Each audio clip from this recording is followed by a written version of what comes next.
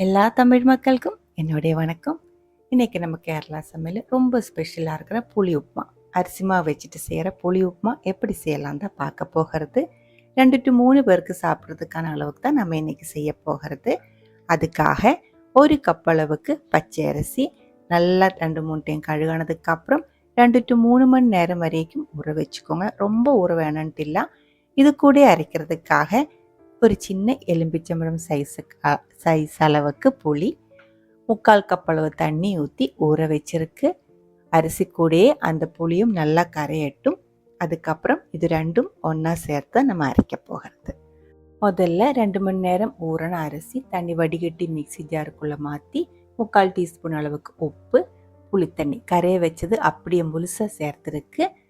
நல்லா அரைச்சி எடுத்துக்கோங்க. ரொம்ப அதிகமாக தண்ணி ஊற்றக்கூடாது. கரெக்டான அளவுக்கு தண்ணி ஊற்றி இதே மாதிரி கட்டி அரைச்சி எடுத்து வச்சுக்கோங்க.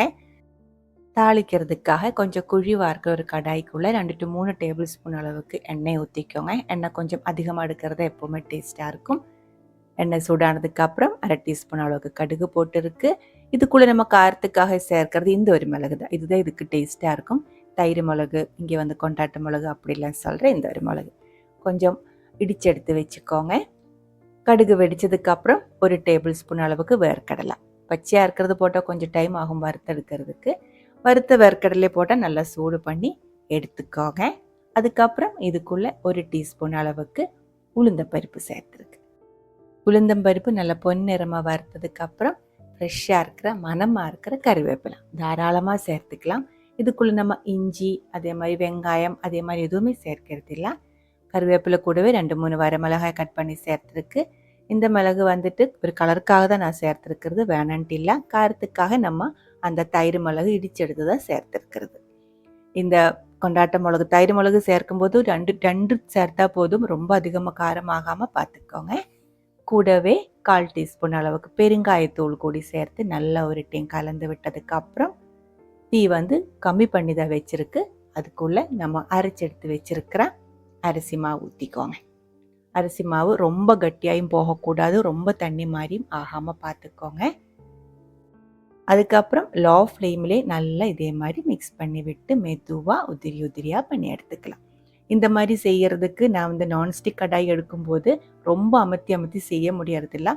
இது வந்து சாதாரணமாக செய்கிறது இரும்பு சட்டி இருக்குல்ல, அயன் கடாய், அதில் செய்யலாம். இல்லாத ஸ்டீல் கடாயில் செய்யும்போது அந்த ஸ்டீல் கரண்டி வச்சுட்டு நல்லா குத்தி அமர்த்தி நம்ம உதிரியாக பண்ணி எடுக்க தான் செய்கிறது.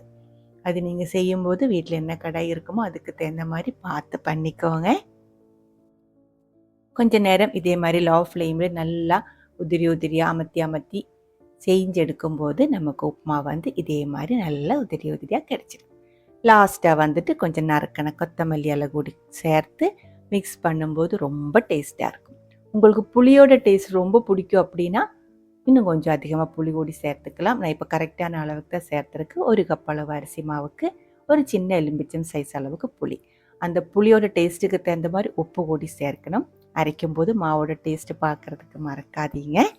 அவ்வளவுதான், நம்மளோட புளி உப்புமா ரெடியாக இருக்குது. பிடிச்சிருந்தா கண்டிப்பாக ட்ரை பண்ணி பாருங்கள். அதுக்கப்புறம் உங்களோட கமெண்ட்ஸ் எல்லாம் சொல்லிடுங்க. இந்த சமையல் பிடிக்கிற ஃப்ரெண்ட்ஸுக்கு மறக்காமல் ஷேர் பண்ணி விட்டுக்கோங்க. நீங்கள் இதுவரைக்கும் நம்ம சேனலுக்கு கொடுத்துட்ருக்கிற சப்போர்ட்டுக்கு ரொம்ப ரொம்ப நன்றி. உடனே பார்க்கலாம் இன்னொரு ரெசிபியோட. அது வரைக்கும் வணக்கம்.